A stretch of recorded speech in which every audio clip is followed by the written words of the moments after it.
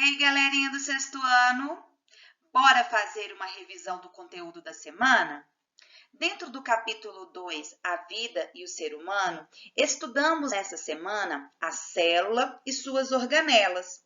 As células são unidades microscópicas e, mesmo assim, no interior delas, há estruturas menores ainda, que trabalham em conjunto para mantê-las vivas. Essas estruturas são chamadas de organelas. Elas estão imersas no citoplasma e realizam funções extremamente importantes para a célula e para o organismo como um todo.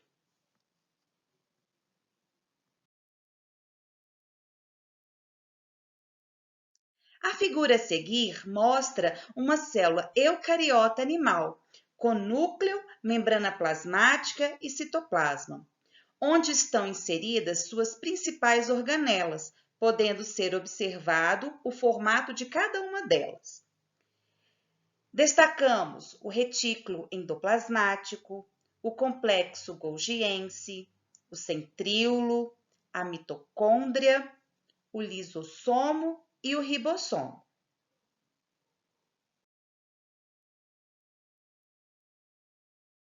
Células são estruturas geralmente microscópicas que constituem a unidade básica dos seres vivos. As células animais apresentam membrana plasmática, citoplasma e núcleo. No citoplasma estão as organelas, que desempenham funções importantes na célula.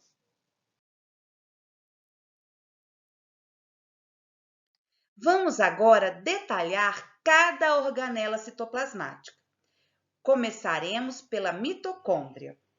As mitocôndrias, elas são responsáveis pela respiração celular. São as usinas de energia da célula. As mitocôndrias, elas usam o oxigênio e a glicose oferecidas pela célula, transformando-os em energia na forma de ATP. Esta energia, ela é devolvida para a célula para a execução de todas as suas funções.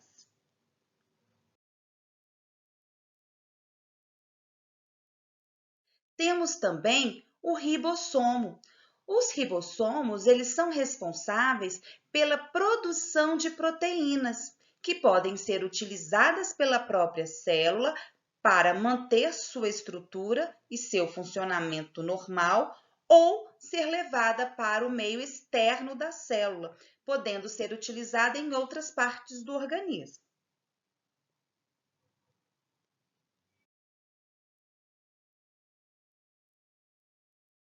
Complexo golgiense.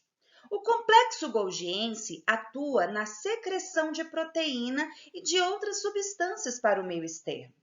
Essa estrutura armazena as proteínas e as empacotam em bolsas que migram até a membrana plasmática, se unem a ela e se abrem, liberando seu conteúdo para o meio externo.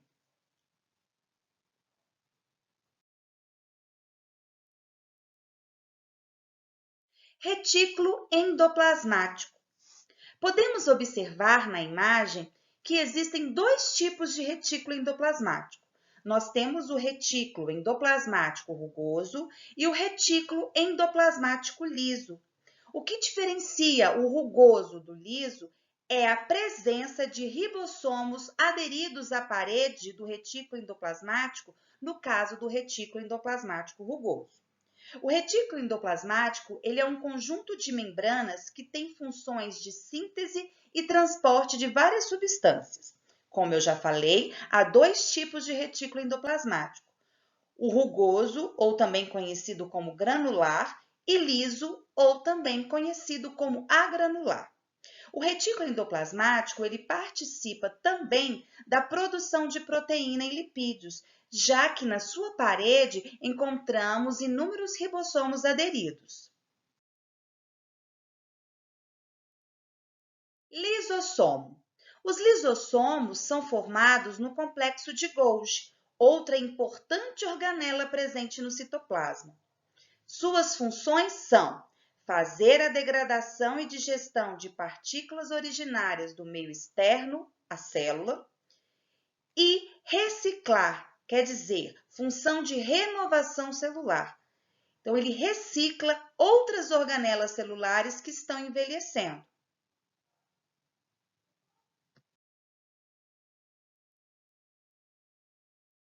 Podemos observar dois tipos de endocitose, a fagocitose e a pinocitose. Aqui nesta imagem, podemos observar a fagocitose, que é um tipo de endocitose que consiste no englobamento de uma partícula sólida pela célula.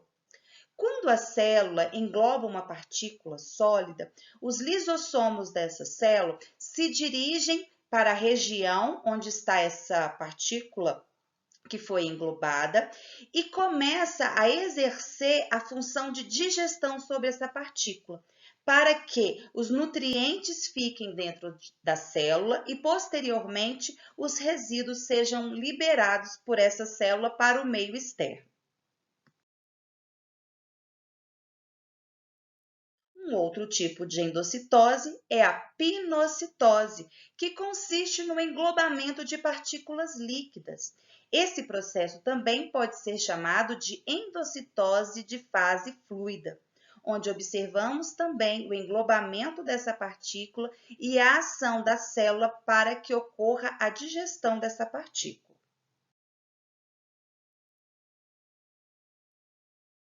Centríolo.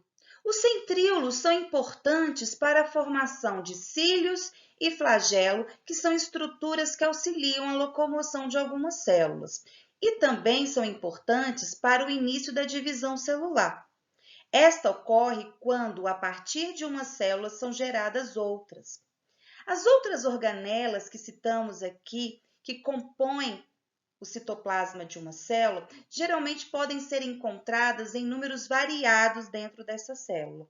Porém, o centríolo só é encontrado um par. Encontramos dentro da célula apenas dois centríolos. E esses centríolos, eles têm uma função importantíssima na hora que a célula vai passar pelo processo de divisão celular.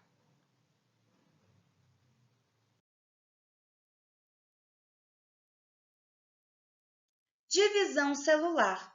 A divisão celular é o processo no qual uma célula se divide e forma duas outras células.